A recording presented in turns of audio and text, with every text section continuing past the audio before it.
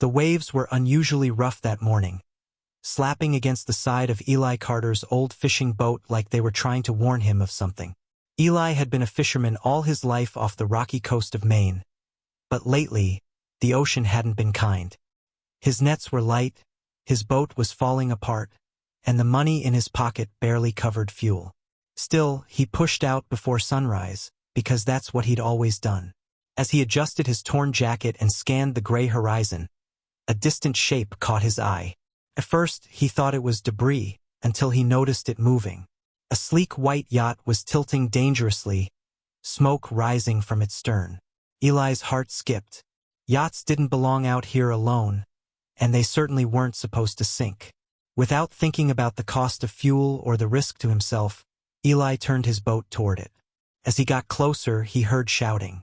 A young woman stood on the deck, panic written across her face as water flooded the lower level. She waved both arms wildly, her voice nearly lost to the wind.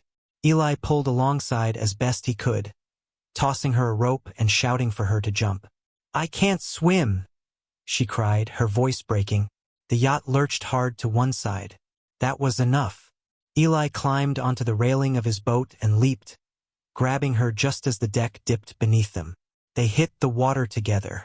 He held her tight, kicking hard until they reached his boat. With the last of his strength, he hauled her aboard. She collapsed, shaking and sobbing, while Eli coughed up seawater and stared as the yacht slipped beneath the waves. Gone. Just like that. For a moment, there was only the sound of the engine and her uneven breathing. "Thank you," she whispered finally. "You saved my life."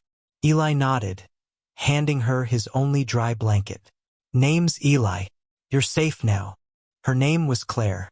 As they headed back toward shore, she told him bits and pieces. She'd been sailing alone to clear her head. The engine failed, then fire broke out. Eli listened quietly, offering water and calm words, never once asking who she was or where she came from. At the dock, emergency crews rushed over. Paramedics checked her vitals while Eli stood back, suddenly aware of his ripped gloves and salt-stained clothes. Claire kept looking over at him, as if afraid he'd disappear. Before being taken away, she reached out and squeezed his hand. "I won't forget this," she said. Eli smiled politely, not expecting anything more.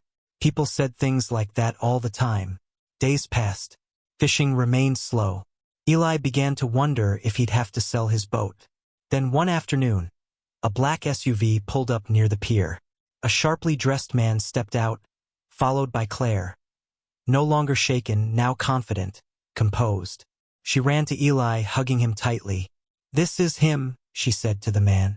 "The fisherman I told you about." The man introduced himself as her father's business partner. Only then did Eli realize the truth. Claire wasn't just any sailor. She was the daughter of a multimillionaire entrepreneur, her story already making quiet waves in private circles. But Claire didn't talk about money. She talked about that moment in the water, about how a stranger with nothing to gain chose to save her anyway, about how that kindness stayed with her long after the fear faded.